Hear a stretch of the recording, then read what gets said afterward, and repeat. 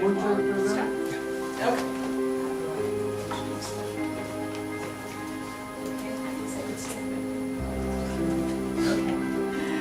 So it's with great pleasure I introduce to you all Dr.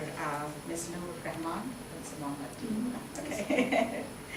So, and he's going to talk to us today about fish oil and bone health. Dr. Rahman did his bachelor's and master's in his native country of Bangladesh, and then he moved to Japan where he did his PhD in cell and bone biology.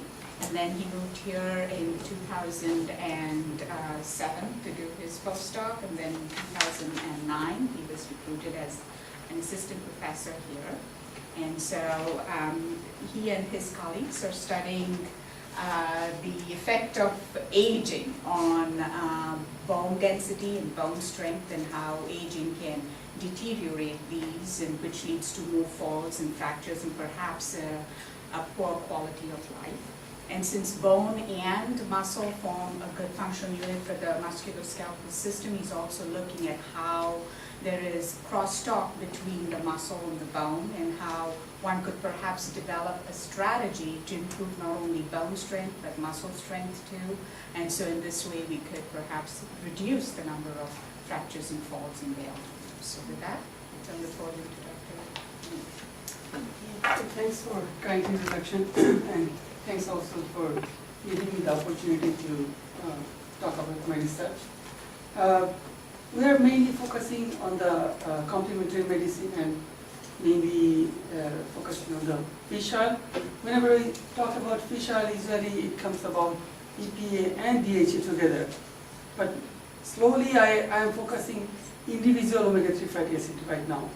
So today I'm going to talk a little bit about our fish oil research from the perspective of bone, and then how actually differentiate between this EPA and DHA, and which one is really helping on the bone.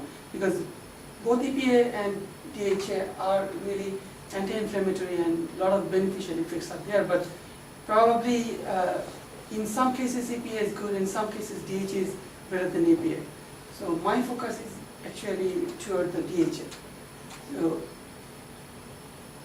what is osteoporosis? We all know that osteoporosis is a very, very severe problem for our society, and all of us, like every man and woman, will definitely, sometimes in their life, will have some osteoporosis problem. So this is a serious effect, and it is characteristic of low bone mass, structural deterioration of bone tissue, enhanced fragility of bones, making bones susceptible to fracture. So finally, whenever we have less bone mineral density, then we will prone to fracture, and that is the ultimate status, and then finally we can be immobilized, and it can be even related to our death finally. And also poor quality of life. During the aging, we'll have if we don't control this osteoporosis or prevent our osteoporosis, then we'll have very poor quality of life during our aging. So why it is very significant, as I told you already, that this is very, very important consequence of our life. And not only that, it is also associated with a lot of expense to our society. You see, in the US alone, 10 million people, like 8 million women, women is always more susceptible because of the postmenopause. Once they lose their capacity to produce the estrogen, then they are more vulnerable actually. But men are also really also prone to osteoporosis at the certain age, but not exactly at the same age of women, maybe a little bit late, but still, if we age like men also after 70, maybe we're becoming very much severe with the osteoporosis problem. So 4 million people are diagnosed with low bone mass, means they are really in problem in future. They are getting this osteoporosis for sure, because they are already diagnosed, they have low bone mass. And 1.5 million fractures are reported annually, which is huge. And in 2005, $19 billion was spent treating osteoporosis. So it's a really, really something we have to consider. And in year 2050, it's actually expected, like assumption maybe, it is estimated that $131 billion will be spent for treating this. So this is a serious consequence, and we should, consider to find somehow to prevent or treat osteoporosis. Our main focus is to prevent, but our also we have target whether it can also help treating the osteoporosis. Bone is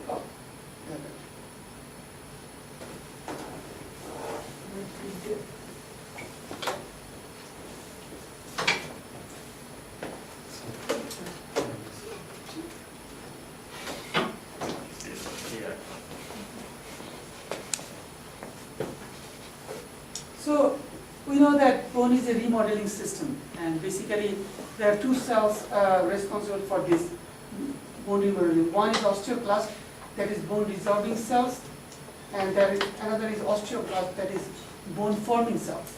So the balance between these two is very, very important. And throughout our life, basically we continuously doing this renewal of our bone. So the balance is very, very important. As I told, like at the age of, you see that 35, we get around our peak bone mass. From the young age, continuously we actually build more new bones, and that's why slowly we have more bone mineral density or bone mass. And at the age of around 35, we got our maximum bone. But still, the remodeling system is going on. But the problem is, in this stage, the osteoclast works less and osteoblast works more.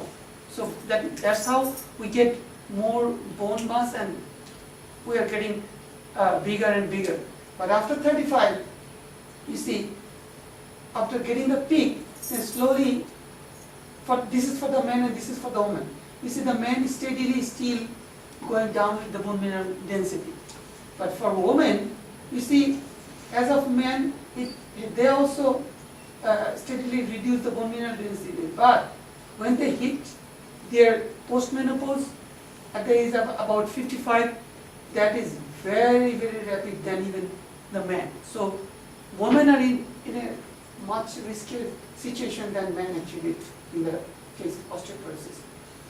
So what are the strategies actually we can take to prevent or treat? There are two. One is like, because bone remodeling system is like resorption and formation. So either we can reduce the resorption or we can increase the formation.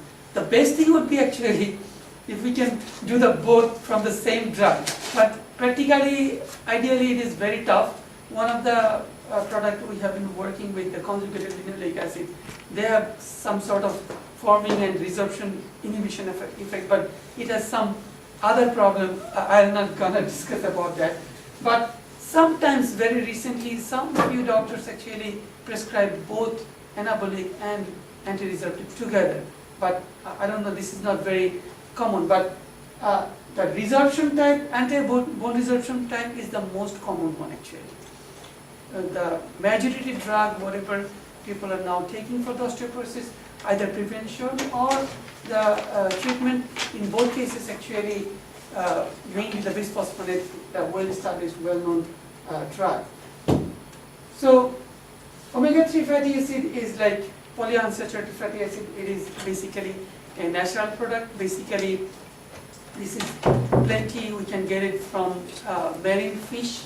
There are some other sources are there like flaxseed, the botanical source, and the vegetable source like purslane also has like omega-3 fatty acid. And whenever we say omega-3 fatty acid, the most commonly known two are EPA and DHA. So whenever we say people are taking fish oil supplement, means is always like EPA plus DHA combination, but it can be, the amount can be totally varied. Over the counter it can be from 1%, 10%, 20%, 30%. It's so variable. Even some over the counter they are selling fish oil, maybe they have very, very limited amount of EPA, DHA. People don't know, just they are thinking, oh, buying fish oil and taking. whatever our research says that probably the benefit from the fish oil is actually directly related to how much EPA and DHA we are taking actually, not like how much gram fish oil we are taking. For example, a lot of freshwater fish may not have even omega-3 fatty acid, although it is fish oil.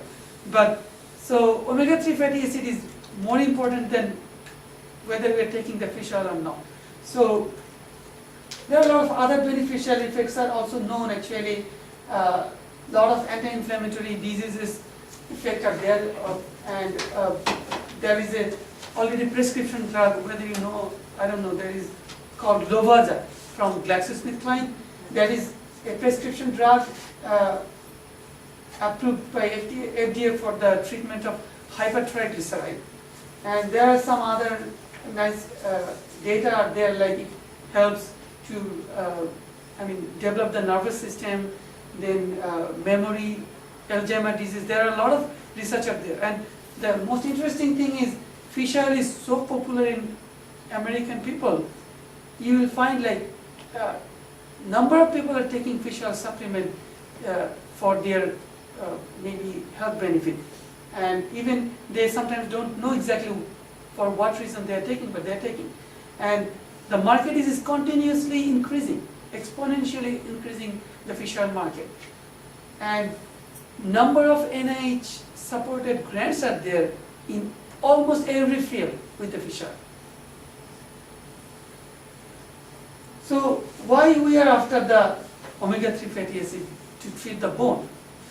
Because the rationale on that, because the osteoporosis is basically inflammatory disease. This is always associated with enhanced level of inflammation in our body, especially the bone microenvironment. And this is well established that omega-3 fatty acid, EPA and DHA are very, very strong anti-inflammatory.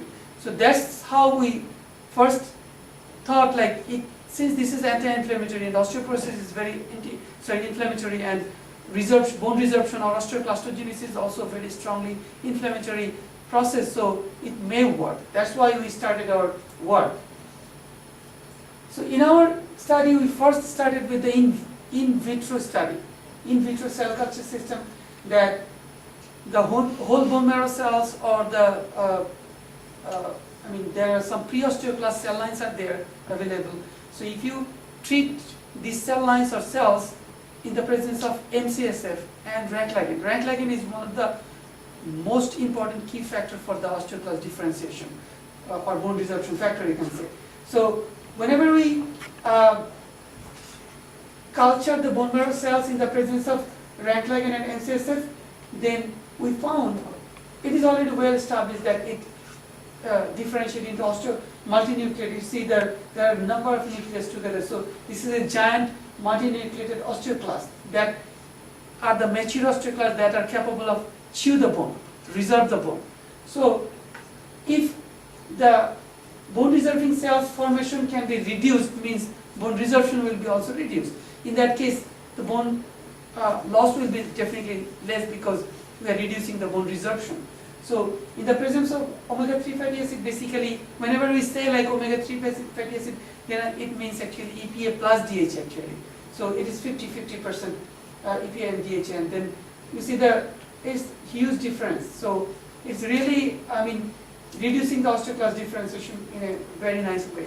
There is another in vitro culture system that can be differentiated to osteoclast in the presence of only vitamin D. But this effect is a little bit less, not like, in the presence of MCSF and rank-ligand, you can differentiate a huge number of osteoclasts.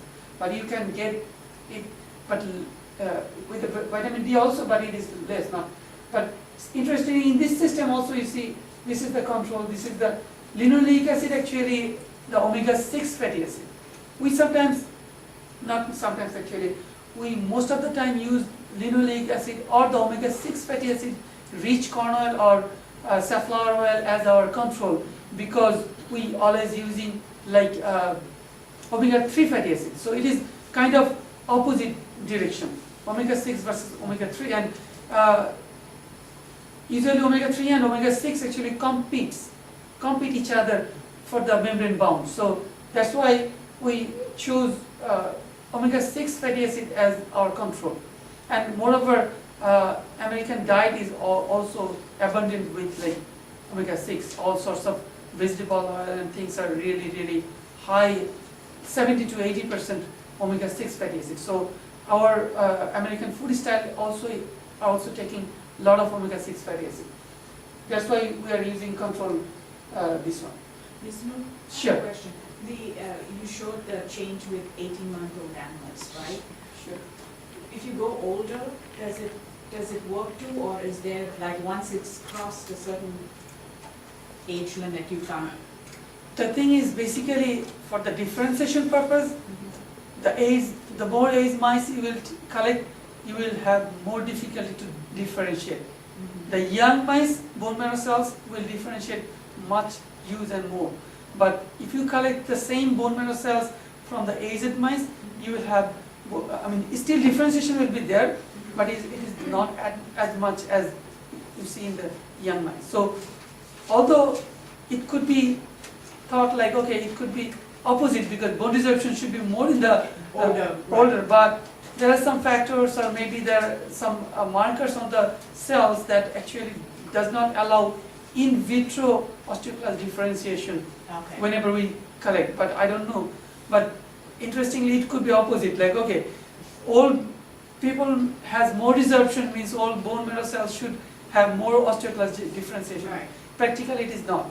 It is not. Usually that's why whenever you see in vitro culture, they always collect from very young mice, like around, but technically we are actually stimulating with the MCSF and rank ligand, plenty of them. Right. In practical, actually, we are not getting like that in the young In India, situation. right. Maybe in the old situation, we are getting more rank ligand and MCSF than maybe young situation. Maybe that is not really very well known. So after getting that nice in vitro data, then we thought like, okay, why not to try on the in vivo model? And there are number of osteoporosis model we can use. So we have been using, there are several types of osteoporosis model. One is like postmenopausal, where basically we use overectomized model for the postmenopausal, and another one is aging associated, like we age the mice and see how the bone loss is there, or we also do the denervation, like cut the sciatic nerve, then we can see also the suspension or immobility associated bone loss. Basically that is also associated with aging. If we are very in a bad situation or disabled, then we don't move. And also for the that is also true for the space flight. That is well established that once you go to the space flight and come back, you will see lot of bone mineral density loss from the beginning to the after the space flight. This is nothing but because you don't move. So there are some models, that suspension model, that they actually suspend the leg not to move and then see the osteoporosis also. So we have been using all sorts of these models. The first one actually we came across with the MRL-LPR model. That is not the usual osteoporosis model. This is basically genetically prone mice, like they spontaneously generate the arthritis. So, and you know that arthritis is also associated with inflammatory bone loss. So this is actually in the arthritis prone MRL-LPR mice. So in this you see at the age of 6 months, actually it starts getting that arthritis. So before 6 months, we may not see any bone loss. But at the 6 months, you see rapidly it is continuously getting the reduced amount of bone mineral density with the age in the MRL-LPR. But you see here, whenever we treat with the fish oil, that is basically EPA plus DHA, then you see the bone mineral density loss was not really there. So at least it is not further gaining, but it is preventing the arthritis associated bone loss. Then we use like age-associated bone loss. That the problem is, until now we have been using age-associated bone loss up to 18 months or 20 months, but technically it is not the real aging mice to show the bone loss. To see the bone loss, maybe you have to go either 26 to 30 months. Until now we have been, because it is very, very difficult to treat for long term and also keep the mice. That's why we usually used to use up to 18 months or 20 months, but we finally found like in the up to 20 months or 22 months actually we don't see really any bone loss from the middle age. It is still growing but not much. But if we go further, maybe 26 or 30 months, maybe we can see that they start losing the bone. But we have not done yet for that part. But in this up to 18-month age, you see the corn oil as a control. So corn oil is like steady, not much, but fish oil is still going up. Corn oil is, not going up. It is a little bit still up. For the tibial diaphysis, this is like specific region we could measure using the DEXA. This is basically nothing but human DEXA machine, just small version. It is just after scanning, you can use this specific region, then you can determine the bone mineral density of the specific region you put there. So wherever you want, you can put and you can know exactly what is the bone mineral density of that specific region. That's why we do. Like, this is the tibial diaphysis, this is the proximal tibial metaphysis, this is the distal femur metaphysis. In all cases, at least compared to omega-6 fatty acid, omega-3 fatty acid is still showing continuous better bone mineral density during the middle age. I should say, this is not the really aging, this is during the middle age. 18 months is approximately 57 or 58 years old. So nowadays, people don't believe that 55 or 57 is age no more, because they want to see like either 70 plus or something to say age. Robert? Yes. So the arthritis model and the aging model, when did you start the feeding for the supplement? Around, for the arthritis model, we started around 4 months, because at 6 months they start getting the arthritis. And for the aging mice, not the middle-aged mice, we actually started 12 months to 18 months, 6 months feeding. So later we also tried, as I told you, that ovarectomy model is one of the very, very popular model for the osteoporosis, especially to see the postmenopausal effect. And in this case, actually, we use some different kind of mice. This is a special transgenic mice that has a gene that can convert this desaturase gene that can convert omega-6 fatty acid to the omega-3 fatty acid. So you will feed the mice with the omega-6 fatty acid, but genetically they can convert from omega-6 to omega-3. The beauty of this mice, using mice, is like you have more control. Maybe the corn oil and fish oil, the quality wise, the purification wise is not same. So there could be some confounding effect. So in that way, basically in this control mice and the genetically modified mice, both you are feeding with the same diet, omega-6 fatty acid, but you will see the effect of omega-3 versus omega-6. That's why we use. And usually the ovarectomy model is much more stronger osteoporosis than any other model. You will see that the ovarectomy model is really, really very strong. You see, the reduction is really, really strong. Reduction is really, this is, in the negative mice means basically we use the wild type with the transgenic mice. From that, whatever does not show the gene during in the PCR analysis and the GC, then we use that as a negative mice. Like basically, you can say like wild type. But we wanted to keep that from the same line because there could be some genetic, crossover or that can affect the whole system. That's why we did not use only wild type mice. Instead of that, we use the FAT1 negative mice that is basically does not have the gene, but it is coming from the same mother and father.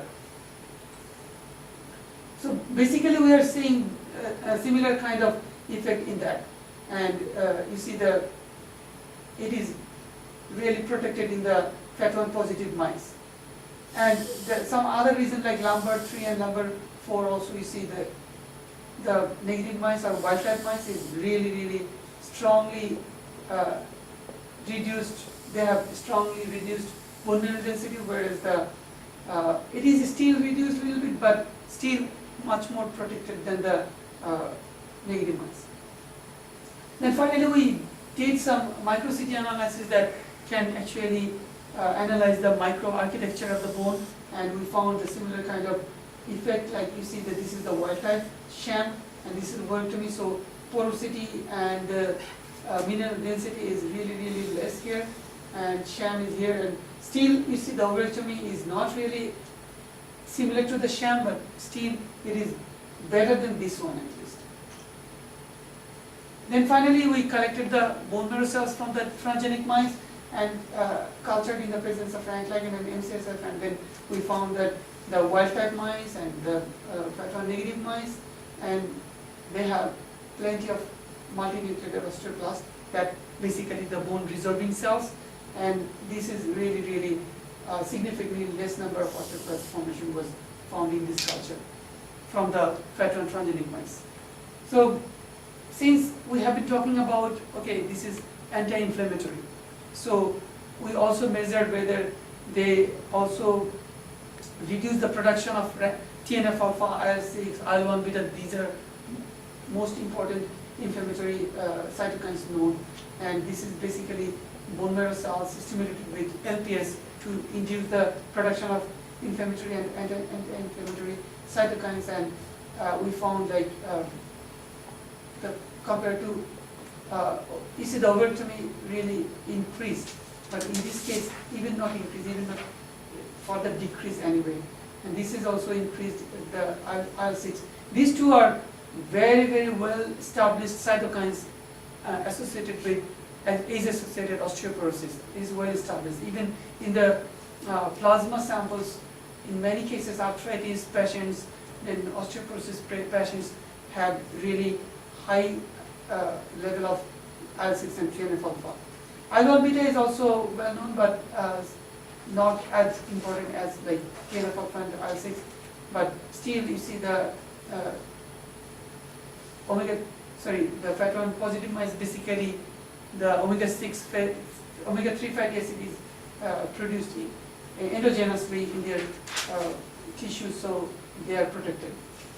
And finally, we also did IL-10. IL-10 is also very well recognized that is anti-inflammatory cytokine. Actually, it is helping to prevent osteoporosis. That is already established.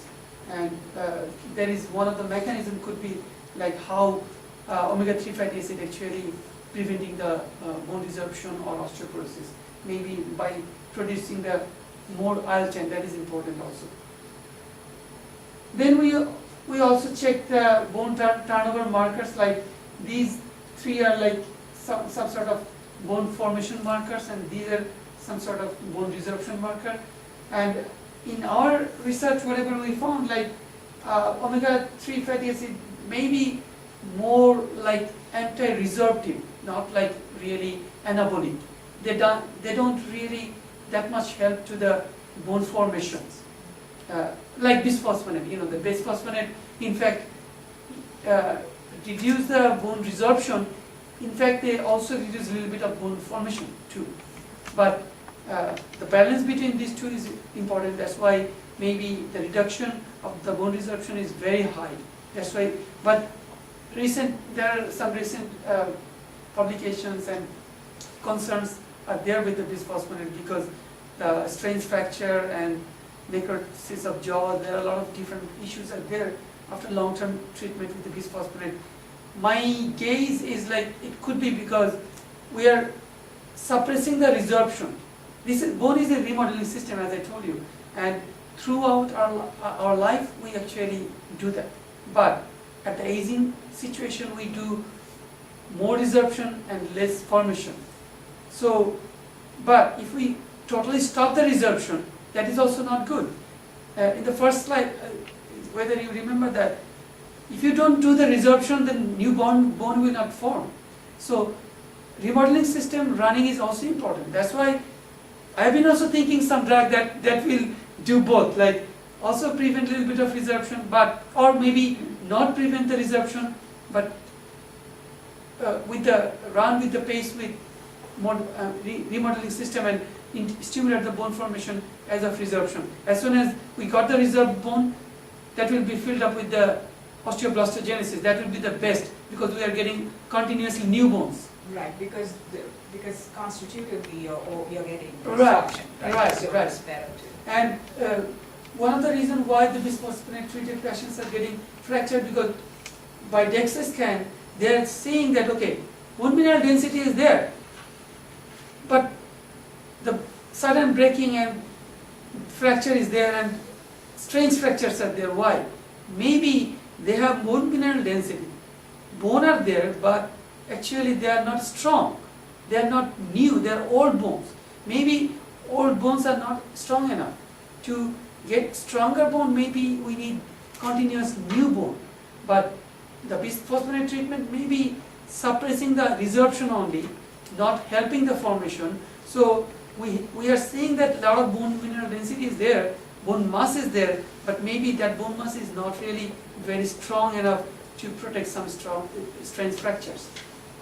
So anyways, we did not see really also in our system like bone formation was not really that good, but bone resorption is always really very less. You see the rank ligand, that is one of the most important transcription and most important cytokines actually that stimulate the osteoclastogenesis or bone resorbing cell formation. So that is also reduced. And another most important signaling pathway like NF-kappa B, that is always well known for everywhere, like cancer, obesity, inflammation, any sorts of inflammation is actually associated with upregulation of NF-kappa B. So we also checked like whether the NF-kappa B activation is less or more. So we also found that NF-kappa B activation is also less in the fat and transgenic mice. So now question comes, until now we know that okay, EPA plus DHA containing fish are really helping bone. But whether both EPA and DHA are doing this, or only EPA is helpful for the bone, or only DHA is helpful for the bone, we don't know. That's why we further used separately individual omega-3 fatty acid, like EPA or DHA, not together. So then we found like in vitro culture for the osteoclastogenesis, this is our starting because we know that this is anti-inflammatory and anti-bone resorbing. So we started with the in vitro testing and we found like, you see that compared to EPA, we also use like linoleic acid as a omega-6 fatty acid control. So EPA still reduced a little bit, but this is not that much as of DHA. This is the EPA. You see, it is still reducing a little bit, but not really that much of we see in the DHA. So this is strong inhibitor of bone resorption means. But there is another thing we have done like bone resorption assay. This is calcium phosphate coated plate. So if we generate the osteoclast and treat it with omega-3 fatty acid versus omega-6 fatty acid, and if we have the bone resorption because of the osteoclast formation, then the calcium phosphate will be chewed up, and then you will see the hollow region through the plate. So in that case, you see this is the chewed up, calcium phosphate is nothing but bone. So this is the chewed up calcium phosphate coating of the plate. So this is the only rank ligand control. This is with the linoleic acid control. This is with the EPA and this is with the DHA. So DHA has, this is basically maybe because of the less osteoclast differentiation. That's what I understand. But to understand whether it also affects on the mature osteoclast, then we have to do the differentiation without treatment with the omega-3 fatty acid, and then we have to try with, okay, still whether resorption is less or more. So in that case we have done, but the data is not shown here, but still, since they have the apoptotic capacity toward that osteoclast, that's why probably it helps even after maturation of the osteoclast, you will see less bone resorption in the presence of DHA.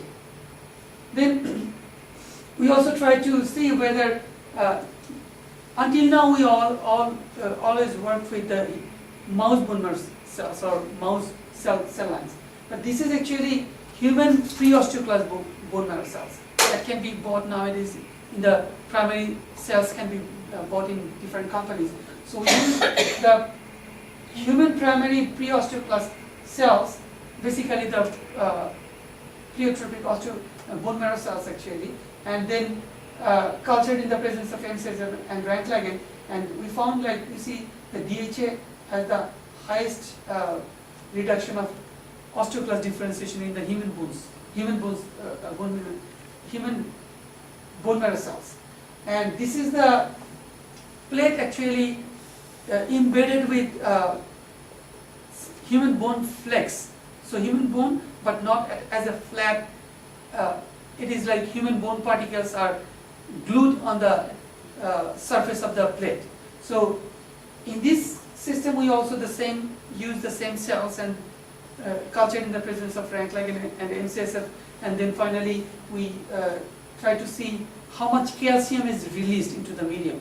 Means it is proportional to the amount of resorption, right? So that's why we found that significant calcium reduction was there with the DHA treatment.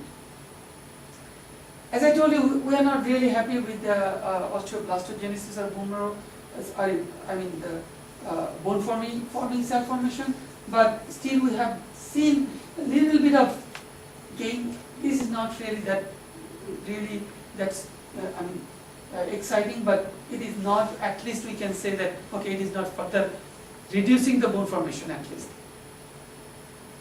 Then we use some preclinical osteoporosis model as of we have done before with a whole fish oil, but here we use like DHA rich fish oil and EPA rich fish oil. I mean, maximum DHA is there, or maximum EPA is here. So it's about 60% of EPA or 60% of DHA is in the fish oil. So we use over-optimized model, we use age-associated bone loss, of course the same thing. Really, this is not really age-associated. We use middle age.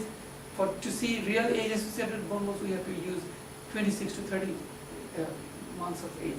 And we also use the denervation-induced bone loss, and finally we use the breast cancer-induced bone loss. You know that the breast cancer metastasis is very strong toward the bone. This is one of the primary tissue for the breast cancer cell to go, and that's why they stimulate all sorts of inflammatory signaling, and then finally they induce the osteoclastogenesis, and that's why we see more bone resorption or bone loss in the breast cancer patient because of the bone metastasis of the breast cancer cell. So this is over-optimized model. You see, this is 11% reduction, 20% reduction. Interestingly, in this model, I don't know, we did not really see any benefit from the EPA, in this model at least. You see the 20% reduction is there, and with the DHA it is like only 5% reduction, which is much more better. But over-ectomy model, as I told you, that is a very strong osteoporosis model. It is very difficult to really prevent or maybe to augment. It's difficult. But still, we see very less reduction of bone compared to the sham mice in the DHA treated mice. Then we, as I told you, in the middle age, we just tried whether they can really maintain better bone mass at least in the DHA treated versus EPA treated. And we see that this is the corn oil, that omega-6 fatty acid control. This is actually a combination. This is EPA. So basically EPA DHA is showing almost similar to the only DHA, you see. That means basically, but EPA alone does not. Means maybe this combination has this DHA, that's why probably it is having this positive effect. And the TBA also showing a similar kind of thing. Then we also tried for the denervation model, the sciatic nerve model. Then after denervation, we just treated for the 14 days to wait for the bone loss. And before denervation, we scan one time before denervation, and then after denervation. We do the denervation only in the left leg, and right leg is the contralateral control actually. But in this data, we are using the same left versus left. Before denervation, after denervation. So before denervation and after denervation, you see the huge reduction of bone is there actually, bone mass, according to the DEXA. And then EPA DHA is a little bit less. EPA is not, no more benefit is there, I don't know, in this model also. And DHA is really helping very well. Not exactly to prevent 100%, but at least 50% prevention was there. For the tibia is also similar kind of thing. But whenever we compare between the left leg versus right leg in the same mice, then we saw some interesting result. You see, it is still even not really less compared to its control.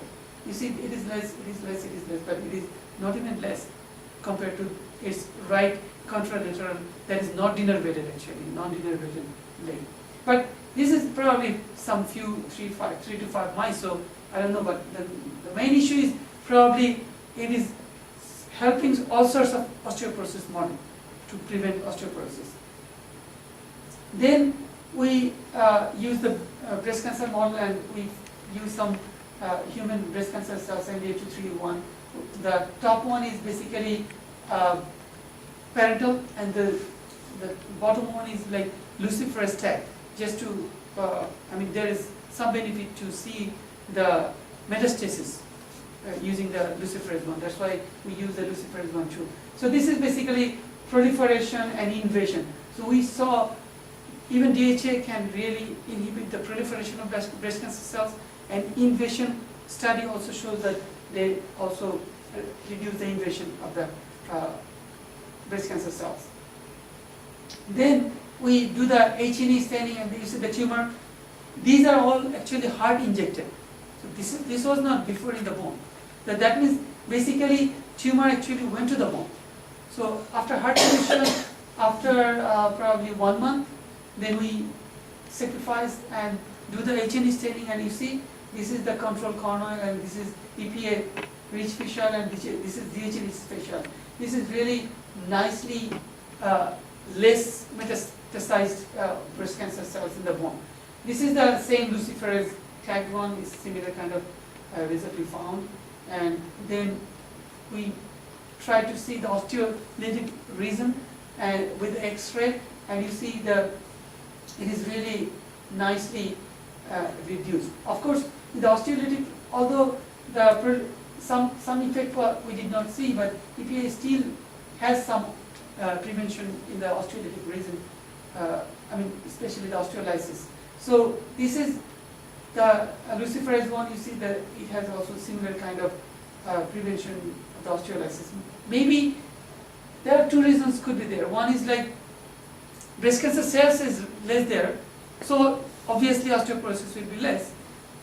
Or breast cancer will stimulate all sorts of inflammatory cytokines and signaling molecules that actually stimulate bone resorbing cells that may be also downregulated because of the presence of DHA. That could be one of the reasons also why we are seeing less bone lesion, osteolysis. Then, as I told you that we used the luciferase acid just to see the metastasis, and we collected the bone, liver, kidney, lung, different tissues. Although bone is really one of the primary target for the breast cancer cells stored, but some other tissues you will see there are some breast cancer cells, but maybe not much, but some are much, some are less, something like that. But we found DHA treatment actually could not really, of course the level is very low here, could not actually prevent the metastasis towards some other tissues somehow. But it is really helping to prevent the metastasis to the bone. Then we tried to see the C44 marker just to see level of breast cancer cells in the bone, and we found like DHA treated mice as less. And the osteoclast, you can stain the osteoclast in the bone also, like bone section, the red stains are the bone resorbing osteoclast cells. Because of the breast cancer, maybe you will not see that much of osteoclast in the normal bone section, but maybe this is because of the breast cancer metastasized bone, that's why probably you are seeing plenty of osteoclast here.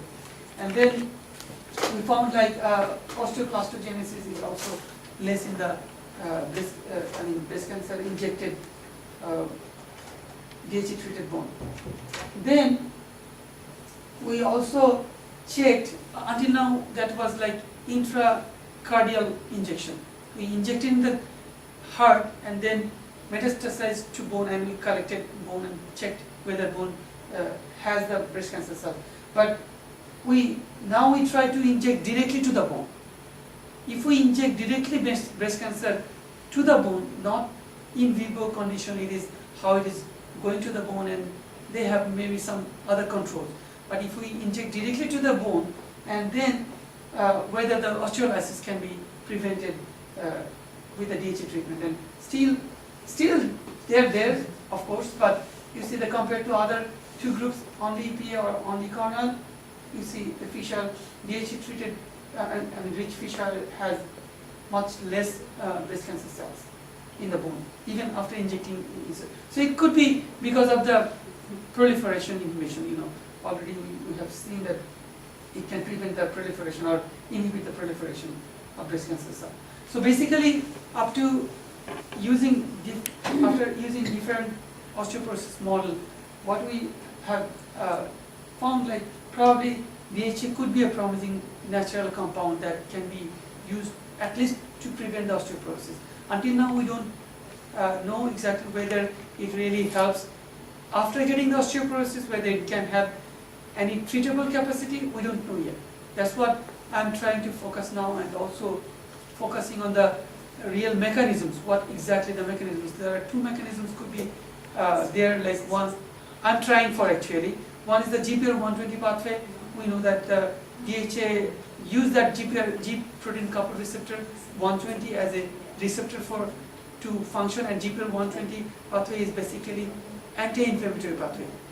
It can block the both NF-kappa B and MAP kinase pathway if DHA can. There are a lot of publications are coming now in the Science and Nature also, and there are some knockout mouse model are available now, GPR120 knockout mice. So I already made some MTA with some one group, and then probably after getting some fun, probably I can try on that. So whether they're using this pathway to, the main thing is we believe that because of the anti-inflammatory function, probably it is inhibiting, but how it is actually preventing that anti-inflammation or inflammation, we don't know. That's what we are trying to figure it out exactly what is the pathway it is using. Another one is like lipoxygenase pathway. All the omega-3 fatty acid or omega-6 fatty acid actually is metabolized by lipoxygenase, and they produce some other metabolites like leukotrienes. But for the DHA, they actually produce these series protectins and resolvins. So these are now coming, these are very hot topic. People are now using, and they are pro-resolving, they are anti-inflammatory. So maybe whether by producing more like protectins and resolvins, they are really helping to reduce the osteoporosis or bone resorption, we don't know. That's what we are trying to figure out. And also we are focusing on the aging, because aging is always associated with inflammation, and since this is anti-inflammatory, we have some data with prolongation of lifespan and things, and we also target whether we can at least ensure the healthy aging. Not just living longer is not important anymore nowadays, because for example, you live like 130 years, and last 30 years you were just on the bed and with assistance, and there is no meaning to live that 30 years more. So we are just thinking whether omega-3 fatty acids, especially DHA, can help to make our tissues and things healthy during the aging. That's it for today. Hopefully, if you have any question, please, I'll take your question. So how much DHA would you recommend when you buy Omega? Yeah, the thing is, basically, over the counter, I don't think like you will have that much, maybe 10-20%. But whatever the fish oil we have been using, that was actually 65% of DHA was there in the fish oil. So, for example, for the triglyceride treatment, it is recommended like you have to take 4 capsules a day, like about 4 grams. So maybe I think add. So if you have highly concentrated DHA fish oil or maybe PDHA fish oil, maybe you have to take less. So if you have less means I have to tell you that Lovaza has, the prescription drug has like 47.5% EPA and 37.5% DHA. I'm sorry, 46.5% EPA and 37.5% DHA. It's about 90% EPA plus DHA, and it is very, very purified. We have been also working on regular fish oil versus Lovaza, and we found that although 9% regular fish oil helped it, but whenever we use 4% or 1% Lovaza, it is actually helping similar to that 9%. So practically 9% fish oil, whatever we have been supplementing our mice is not practically possible. You cannot, take that much of fish oil a day. It's huge. So that's why we are now targeting to lower the amount, not exactly dose, lower the amount, but increasing the dose or increasing the concentration. So more concentration, less capsules.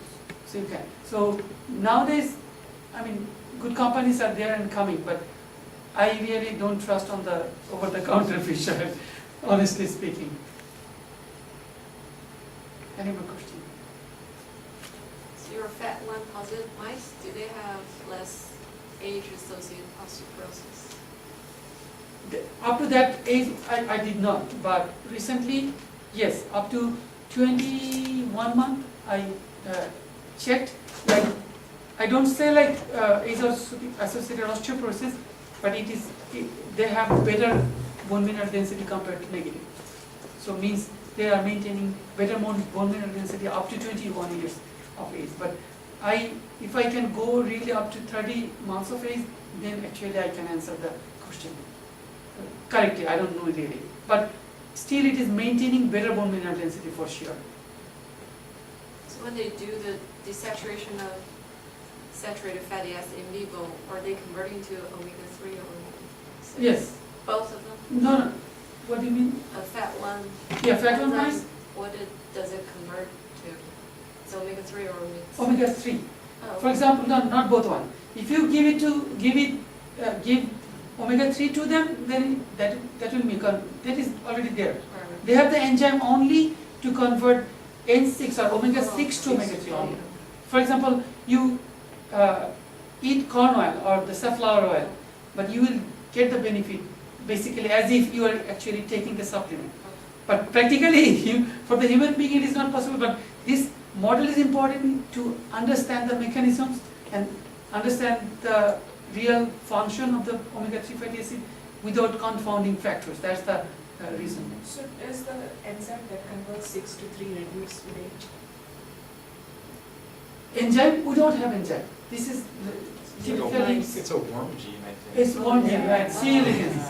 Oh, in human being we don't have But we that. don't have. Oh, by the way, I did not tell you.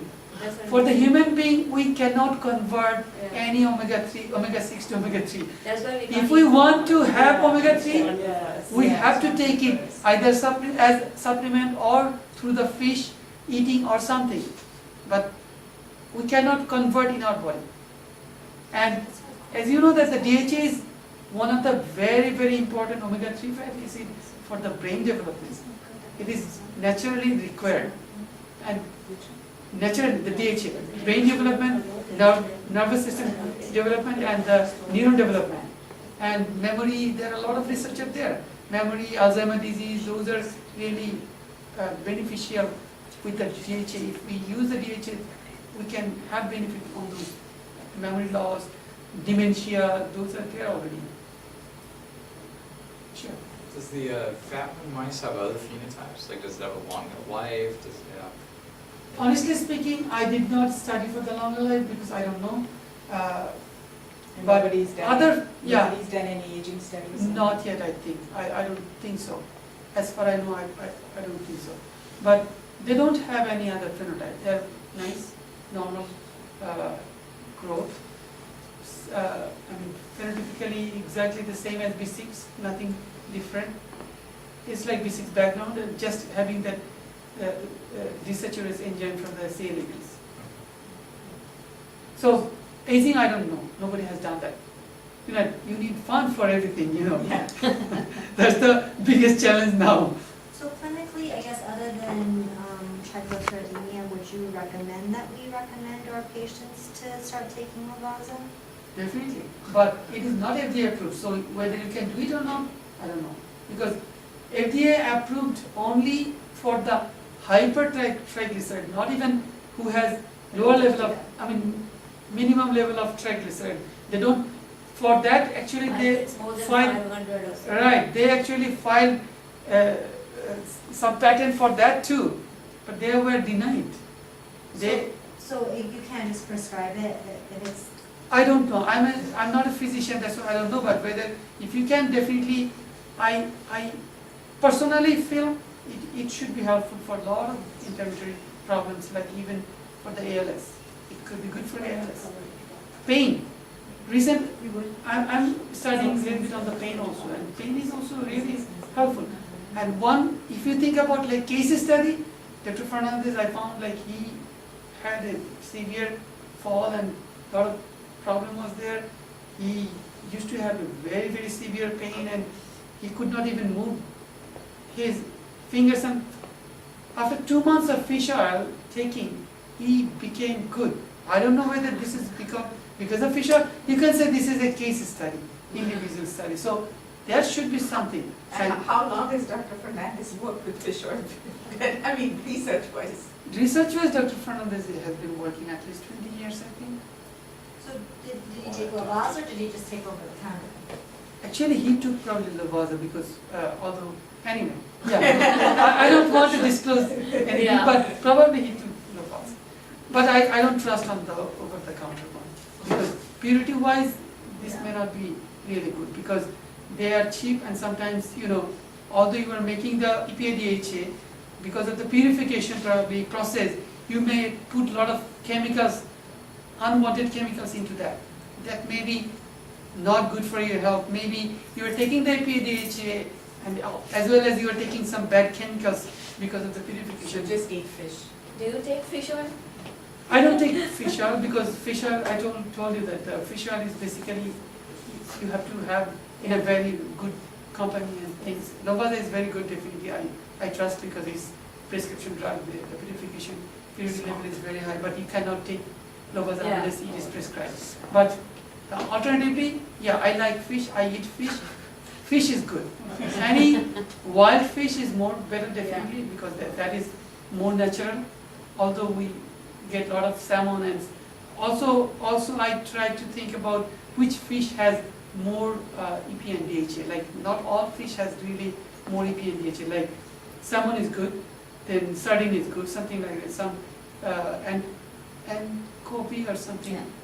Anchovy is good. If you go to the internet, you will find like which fish have like really better EPA DHA. So that is better. Otherwise, like lake fish may not have really nice amount of EPA DHA, especially freshwater fish. Okay. Thank you. All right. So Everyone, next Thursday at noon, we have Thanksgiving lunch. Please come with a potluck dish. okay, there you go. Can you see this room? So what about pizza? Pizza, I don't know. I don't know fish. No, Hilsha is not really difficult. Hilsha is like kind of easy. Mr. Johnson, So are you guys usually they are We haven't- the sea fish, but during the Next week, fertility, I'm going to be in New it comes Orleans to for the GSA. river and